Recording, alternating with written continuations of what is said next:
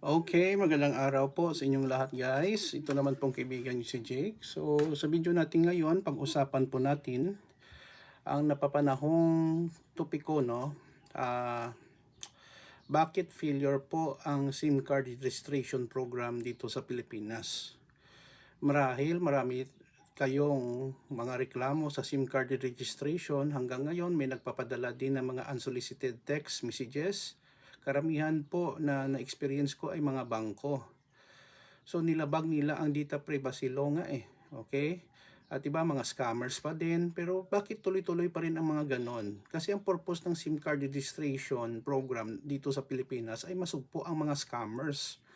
Pero hanggang ngayon mayroon pa rin mga scammers, mga banks nagte-text, nag-offer ng kanilang mga credit cards. Very clear na they are already using the phone numbers of their clients. Okay, sasabihin ko mamaya kung anong mga bangko po ito. Hindi ito paninira kasi customer nila ako. Pero nakakainis, no, na they violated already my rights and then sa mga kakilala ko at tayong lahat apektado. So ano ba ang mga dahilan bakit failure ang SIM card registration program dito sa Pilipinas? So kung bago lang kayo sa channel ko at gusto nyo ang video na ito, paki-like lang po, share, and huwag kalimutan mag-subscribe sa channel ko. Ang SIM card registration program ng pamahalaan dito sa Pilipinas ay may gandang layunin para masugpo or ma-minimize ang mga kaso ng scam or mga scammers at mabawasan ang mga spams or nagpapadala ng mga unsolicited text, nag-offer ng trabaho, credit cards, kung ano-ano pa. Ngunit sa kasalukuyan, 2025 hanggang ngayon, marami pa rin ang nagpapadala ng mga scammers, produkto, iba nga mga credit card, no, karamihan. So ano ba ang mga dahilan? Una-una guys, mabagal at magulong proseso. Maraming reklamo ang mga tao tungkol sa mabagal na system, error sa website at hindi maayos na registration process. Ako guys, sa mga Smart, Globe at sa mga dito, ang ginagawa ko, sila na lang pinaprocess ko, nagbibigay lang po ako ng government ID na valid. Sila na lang naparegister ko kasi ang bagal at saka ang gulo-gulo. Minsan nasa kukunan ka ng picture, i-reject ng system. May mga pagkakataon na hindi ma-upload ang ID or hindi ma-validate ang impormasyon. Ito po ang isang pangunahing dahilan kung bakit marami pa ring tao na ayaw magpa-register ng kanilang SIM card or gumagamit sila ng ibang tao sa ganun na SIM card para i-register. Pwede din yun, no? Ikalawang dahilan, lack of accessibility sa malalayong lugar. Let us face the reality.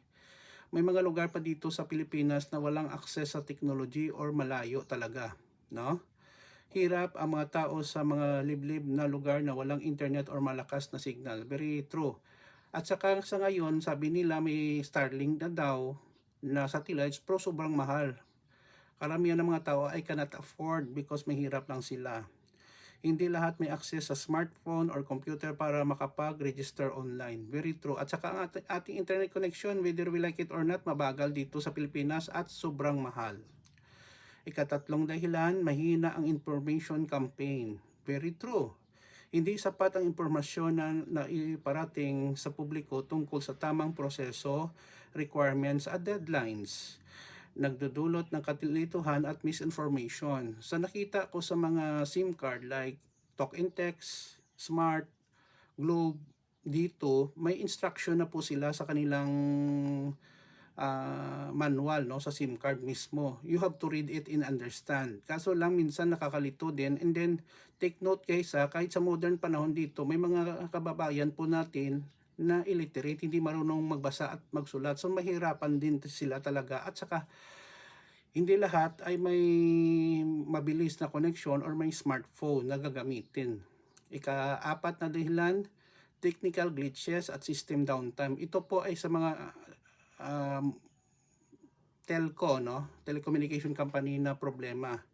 Madalas na bumabagsak ang system ng telcos tuwing dagsa ang nagre-rehistro. Maraming users ang nabablock or hindi nare-record ang kanilang registration. well, I'm not an engineer, no, or electronics engineer. Karamihan dito ng mga technical glitches sa system nila. Kasi ganito guys, ang registration sa kanilang system, dumadaan po ito sa internet, may mga packets. Kung dumadami at saka hindi kaya ng kanilang system, ay nagahang, no? Para na denial of service attack sila, o nagkakaproblema. Pero maayos naman, no? Kaso lang, medyo matagalan. Ikalima, fake and fraudulent registration, very true. Sa kabila ng layuning sumpuin ang scam at fraud, marami pa ring nakakalusot na faking registration gamit ang faking ID or hindi totoong impormasyon. Very true. Nagpagawa ka lang ng ID, ibahin mo lang ang mga serial number, okay na. Kasi pinipicturean lang kinukuna ng picture. May mga sindikato nagbebenta ng rehistradong SIM na ginagamit sa scam. Online meron talaga nagbebenta, no? At saka may mga fake IDs din, and then may mga SIM card na pwede mo mabili sa online, Lazada or Shopee na registered na. What you will do is to insert na lang sa phone mo. Ika-6 na dahilan kung bakit failure po ang SIM card registration sa Pilipinas, privacy and data security concerns. Maraming tao ang takot na baka mag-leak o maabuso ang kanilang personal data.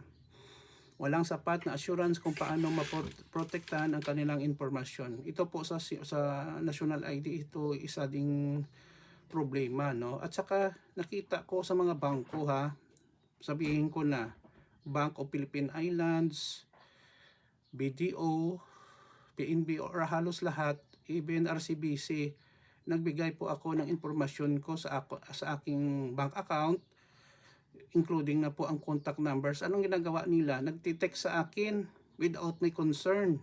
Hindi ko naman sila binigyan ng authorization na mag-text sa akin para mag-offer ng credit card. Ito po ay very maliwanag po, no, na binabiolate na nila ang aking data privacy, no, rights as a person. Pero wala tayong magawa kasi kung i-report mo, wala naman action ang pamahalaan. Napakasakit guys, no? Kasi akala mo nga importante na text message, ang nangyayari, credit card pala na ino-offer, or may tumatawag sa iyo and then sasagutin mo, hindi na listed sa number mo.